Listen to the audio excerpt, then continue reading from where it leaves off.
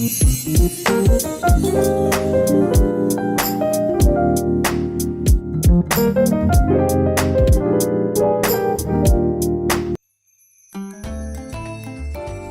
guys, hari ini kita akan ngebahas tentang uang, atau kalau kamu yang biasa pakai bahasa Inggris pasti nyebutnya money. Aku akan ngejelasin sambil nulis ya guys, supaya poin-poin yang mau aku sampaikan di video ini bisa ditangkap lebih jelas oleh kalian. Dan kalau kalian mau screenshot atau kalian mau nulis ulang di jurnal atau buku kalian, itu juga boleh banget. Kalau kalian udah lihat video ini dari awal, maka kalian akan tahu bahwa di channel ini salah satu topik yang akan sering kita bahas adalah tentang uang atau money ini. Buat kalian yang suka sama topik-topik keuangan, kalian jangan lupa subscribe ke channel ini dan jangan lupa nyalain loncengnya ya guys. Oke, kalian pasti bertanya-tanya, kenapa sih aku mau ngambil uang sebagai salah satu topik utama yang bakal aku bahas di channel aku? Pertama, menurutku di Indonesia ini, uang itu masih jadi salah satu hal yang tabu untuk dibicarain. Gak usah jauh-jauh deh mikir di Indonesia. Bahkan di dalam keluarga kita sendiri pun, belum tentu ya ada keterbukaan untuk bicarain masalah keuangan ini. Misalnya dari orang tua ke anak atau dari kakak ke adik, itu juga belum tentu terbuka masalah keuangannya masing-masing. Oke, poin yang kedua, menurutku apa-apa itu butuh uang. Dari sandang, papan, pangan, semuanya butuh uang. Terus sekarang kita lagi PSBB begini, kerja atau sekolah itu dari rumah, jadi semuanya butuh kuota internet. Dan kuota internet itu dibeli pakai uang juga. Bener gak guys?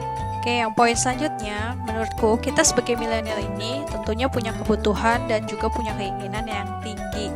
Makanya menurut aku penting banget buat semua orang untuk tahu cara kelola uang. Apalagi kita milenials kan tadi masih ada kebutuhan dan keinginan yang banyak ya guys. Dan umur kita juga masih panjang.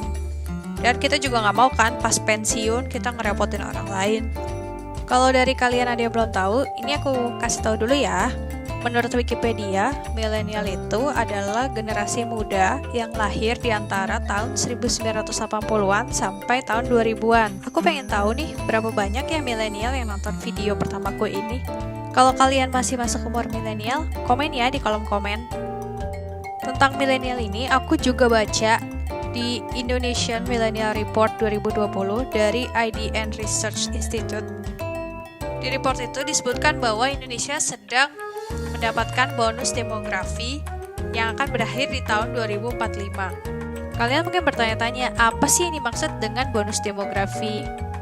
Badan Pusat Statistik di Indonesia mencatat bahwa populasi produktif masyarakat Indonesia, yaitu masyarakat yang berumur dari 15 sampai 64 tahun itu ada sebanyak 179,1 juta orang di Indonesia.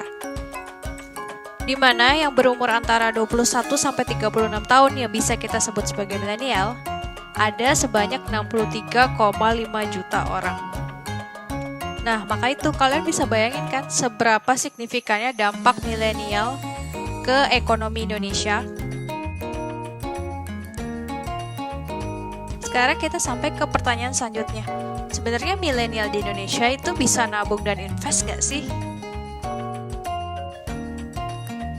Dari report Indonesia Millennial Report 2019 yang aku baca, disebutkan bahwa 51,1% dari pendapatan rutin milenial dipakai untuk kebutuhan rutin bulanan.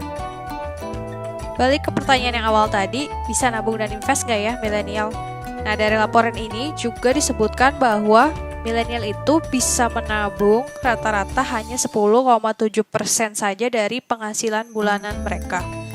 Terus untuk investasi, milenial bisa berinvestasi sekitar 2% saja.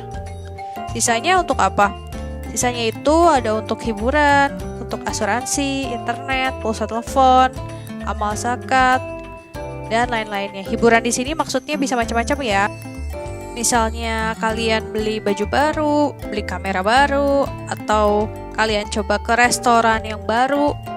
Nah, itu bisa masuk ke hiburan tadi. Menariknya, dari laporan ini, kita juga dapat info bahwa dari yang tadi milenial menabung sebanyak 10,7% itu, sebenarnya kan itu harusnya untuk jangka panjang ya, tapi rata-rata milenial itu bukan untuk jangka panjang, malah mereka membelanjakan kembali untuk misalnya hiburan, liburan, atau hobi mereka. Kalian kayak gitu nggak guys? Suka belanjain uang yang ada di tabungan kalian? Komen yuk di bawah guys kalau kalian suka kayak gitu. Oke, sekarang aku mau summary-in dari yang udah aku dapet setelah aku baca Indonesia Millennial Report 2019 ini. Yang pertama, menurutku porsi nabung dan investasi milenial itu masih sangat kecil banget. Terlihat tadi ya guys, dari menabung milenial tuh hanya sebesar 10,7% dari penghasilan, dan investasi bahkan hanya 2% aja. Oke, yang kedua, mindset milenial itu harus ditingkatkan lagi. Masalah untuk kelola keuangan, untuk nabung, itu benar-benar harus kita tingkatin lagi. Pokoknya jangan sampai kita telat untuk belajar mengelola keuangan kita masing-masing. Mumpung kita masih muda dan produktif, yuk kita sama-sama belajar untuk mengelola keuangan kita. Di next video aku akan kasih tahu cara-caranya dan aku akan bahas lebih dalam lagi masalah keuangan ini.